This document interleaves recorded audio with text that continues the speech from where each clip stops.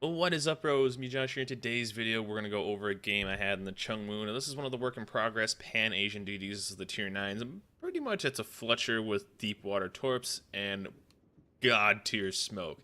And really kind of enjoying this line. It's very similar if you've ever played the USN line, and actually a little different because of the torps, but the smokes on these ships are second to none, and I've been really kind of liking this ship. Now, before this game, you can also play with which way I was doing. You can switch out the smoke for the radar. So we were checking that out a little bit.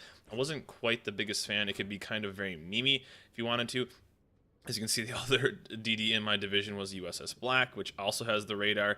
At that time, I think we were running, what was it? I think a Fletcher and a radar, and then he switched up to the Black, so we're running the USS Black and the radar. So kind of this very meme double radar division.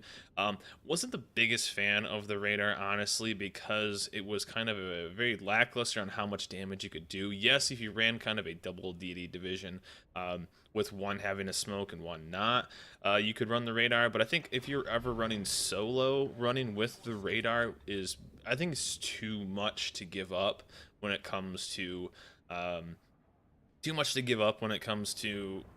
a DD and just not having that out of a smoke and just not having that protection because of the smoke being so good on these ships. And kind of the stats I really kind of want to look at are comparing this to the Fletcher smoke. And the Chung Mu smoke is the smoke screen is active for 70 seconds, smoke lays for 30, and the cooldown on the smoke is 80 seconds. Comparing that to the Fletcher, which smoke screen is active for longer, 127 seconds, smoke lays down for 30 seconds, and reload is 160 seconds. So basically, what these smokes is you have a shorter duration overall of the smokes, and shorter duration overall of the smokes, but they have a faster reload time when it comes to the smokes. And as you can see right now, we're popping out this Fletcher. I think he just gets away for the majority of the game, which kind of stinks. And, you know, potentially another radar would have been able to do it, but as you can see throughout this game, the smoke will actually come in handy a lot. And we just barely are going to dodge this torpedo as well. So comparing the smoke to the Fletcher, what is end up happening, as you can see down below, is you get 6 charges. That is with premium, consumable, and superintendent. So you get 6 charges of smoke compared to the Fletcher's 4. And so you lay down the smoke. You lay it down for 30 seconds, just like the Fletcher, but the smoke is active for a shorter time, but the reload to the next smoke is much shorter. So you can kind of almost rapid fire these, especially if you're kind of rolling a multi DD situation. You can then really kind of stack them up and almost be in permanent smoke, and it's going to be really, really close if you're running the smoke mod. Boom, there goes the first destroyer, which these things are going to be amazing with. Kind of rolling these smokes and just being constantly smoked, so you're almost gonna be really, really hard to detect. Now, not impossible to hit, and of course you run into the guy that we just killed, but it's very, very nice. And so just like look at the Fletcher with 160-second reload on its smoke. There's so much more downtime, but the smoke does last longer. So there is that trade-off. I think the Chung Mu smoke is insane. There's multiple situations with these Pan-Asian DDs that I've been in a situation where I have just blasted a bunch of shells out. The smoke has gone down, and then little to no time after, I was able to smoke again. So very, very clutch, very, very good smoke, and you can really lay it down for a long time. That's not even choosing like smoke up a team and whatnot. So it's gonna be a very, very good team-based ships. And overall, just really, really fun because I enjoy the USN. If you enjoy USN DDs, you will enjoy these ships. You just will. One of the major downsides of these ships, though, compared to, like, let's say the Fletcher, is they are deep water torps. And what I mean by that being a downside is there are so many situations when I was playing this line of not being able to torpedo destroyers in smoke. It was a massive, massive annoyance, and a big disadvantage in a lot of situations, but I guess you can't have the best of everything because these ships would just be a better USN ship if they had normal torpedoes. So that's kind of the downside of the ship, not being able to torp destroyers. I think I played maybe 15, 20 games with the Pan-Asian DDs during the stream the other day, and I think throughout that there was like kind of 5 or 6 situations where I was like, man, I wish I was in kind of a normal destroyer. When I mean normal destroyers, not the deep water torps. And I'd probably be able to kill like that Fletcher when he was in smoke. I would have been able to launch torps, potentially kill him, and it would have been kind of on. But with deep water torps, you guys don't know what they're about, and I'll do a whole review on this. This is just kind of a good game we had in this ship. But the deep water torps are basically a situation where they only hit deep drop ships, so they're only going to hit cruisers, and they're only going to hit. As we get a couple hits on that Atlanta, they're only going to hit battleships, and they're only going to hit cruisers, so you can't hit destroyers. Now, upside and downside of these ships, of that situation, is I think it's going to teach, and it's been this pattern of, I guess, not the best in my opinion, of making this game, I guess, less skilled. And this may just be a far-fetched worry of this ship and this kind of deep water torp, but for me, that worries me a little bit, because it's going to teach potentially bad practice to a lot of destroyers. And what I mean by that is destroyers are going to get very lazy when it comes to this, and this is something you're just going to learn as you go through, guys, as well. As you can see, I'm dropping my smoke. We hit this Atlanta, which we know he's not a streamer, another good guy. I wanted him to kind of get greedy right here, and not to get greedy in smoke. People do know how to shoot into smoke. I knew I took him out with 2 torpedoes. He had like 1,000 life, so I just kind of had to find out generally where he was. We found out where he was. Impact hit right there. So just kind of hit that general area, and boom. Never spotted him. Those are the ones that we love to get accused of aim hack or aimbotting. But be careful shooting in smoke, guys. People have gotten better and better at shooting in smoke, and there's a GG easy right there on taking out Atlanta. Though I think they're lone radar ship, if I remember correctly.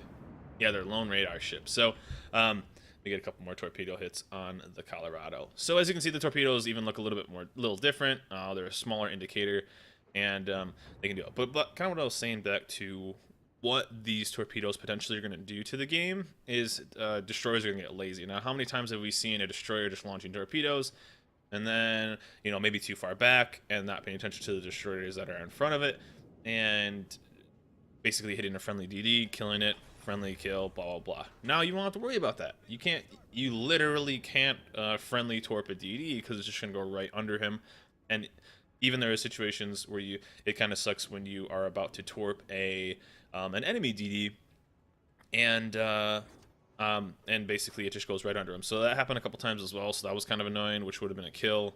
But still, so I'm nervous this is going to teach bad practice for DD players, and what I mean by that is destroyers just getting lazy. So they know they don't need to do that, so they're going to get to practice of just launching torps. And there's going to be more and more team kills. Now, I might be worrying a little bit too much on that, and yes, I know that's not lined up on the white at all, but you never know if he's going to slow down, which he does end up doing, just a little far off. So right now I'm going to push this Fletcher, because I know he's low, and I can take the Akatsuki as well, and want to keep that Colorado spotted for those guys. So that's kind of what I was heading into this corner for, and put some more pressure on C. So that is my underlying fear about these deep water torps, is potentially people are just going to get lazy. They're not going to worry about it. They're going to get used to it, go back to playing normal ships, and thinking, hey, I'm not going to hit that guy, and potentially people just launching torps and doing a poor job at just team killing each other. So I think that's my underlying fear a little bit with these ships. So hopefully people kind of understand what these torps can do. And this is kind of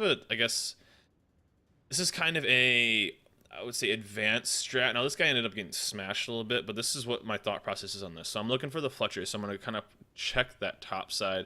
Not exactly sure where he was. So as you can see, the Jacko, who's a very good player on North America, he's posted up here, so I know he's going to be smart and have good situation awareness. So what I was going to do is I didn't want to go into C cap. He can see the one kid. I think the kid is shooting, and I think even our black was shooting as well. So if I went onto cap, he knew I'd be on there. It ended up not working out too much, because he ends up getting smashed by the team and taking a torp right here. But that's what my thought process was. Keep him spotted right here, and then not go on to cap, because if I did, he'd then know I was there. So my torps would have killed him, assuming that he didn't then start pushing forward. But the torps ended up killing him right there, so it didn't really end up mattering. But that was my thought process on that. So just keep that in mind, guys. What are they thinking? What are they looking at? And kind of trying to use their situation awareness almost against them. So he would have never known I was there. And we get lucky right here. Fletcher kind of turns right out in front of us. We just snagged him right on his detection 5.6. And boom, down he goes. So down goes another DD. 3 kills so far. Decent little bit of damage. And decent life. 5 smoke screens left. So we're going to basically go full-blown gun both the rest of the time. So he didn't know if he was spotted right there. But yeah. So the Fletcher would have never gone there if I had pushed in. And so that's kind of it worked out both ways. Although we didn't get the line, we got the Fletcher. So that's really all that matters. But the Chung Mu now, this isn't finalized. They could change a ton of stuff before these things go live. So technically it's still work in progress. Nothing is final. But a very, very interesting new kind of play style, and I kind of like this. You know, there's been some stuff thrown out as OP. There's some of the tier 7 people think is OP, which I think is very strong. The tier 10 I think is very good.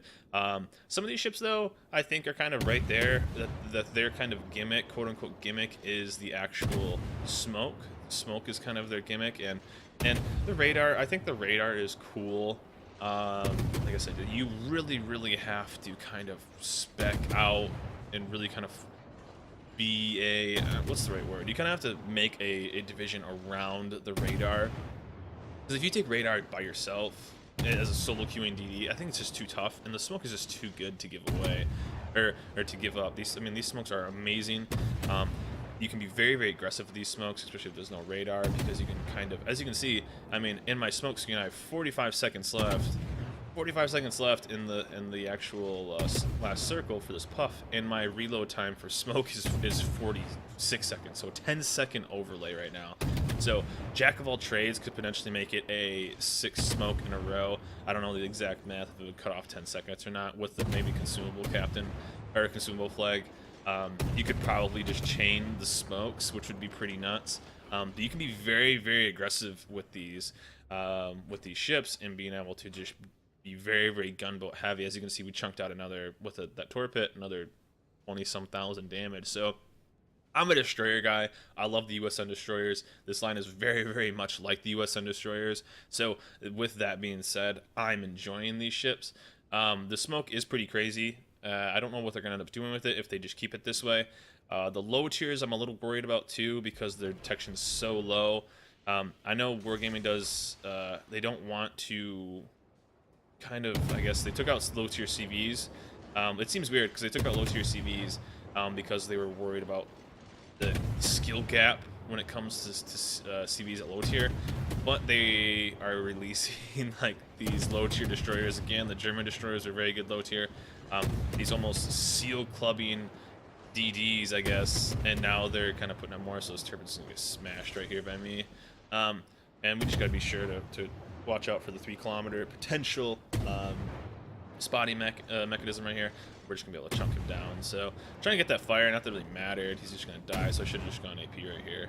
And Torp's gonna take him down. Those deep water Torps, and boom, down they go. Nice little 134k so far. A nice little GG easy win right here.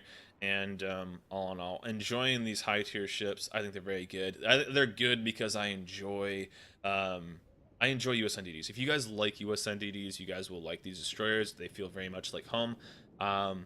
As I said earlier, I don't know if you're gonna be able to take the radar in too many situations. It's very memey. If you want to be that meme destroyer and kind of be a kind of poor man's USS Black. Like if you don't have the USS Black, you can potentially get like a kind of a cheaper version with the radar. So if maybe you and another destroyer kind of roll out, you could go hunt DDs pretty well together. And I think I ran it with the radar module, and it was at 24 seconds of radar at 7.5 kilometers, I believe it was. So pretty dang good. But yeah, the main thing, these smokes are nuts. Like I said, you can almost chain these smokes and be very effective for not only your team, but for yourself as well. Like if you were rolling kind of a smoke heavy division, you'll never be spotted the entire game. If you went like two destroyers and a Minotaur, 2 destroyers and a Neptune, 2 destroyers and you know, anything like that, I mean, these would be pretty sick. These you could hide a Des Moines, Azal, you know, any of these things for like the entire game. So that's pretty insane. Maybe borderline, maybe too strong, but anyways, how they are right now, they're super fun. The smoke being the gimmick, and the smoke being kind of this thing that stands out as like Oh my god. Oh, this is so good. But anyways, guys, that's the Chung Mu, the Tier 9 Pan-Asian DD. Work in progress. Stats are not final, subject to change. And hope you guys enjoyed this video. More to come. I'll do a full review on this ship as well, even in the work in progress. So I just wanted to show off this good game we had in it. So hope you guys enjoyed this video. Remember, like and subscribe, and I'll see you guys next time.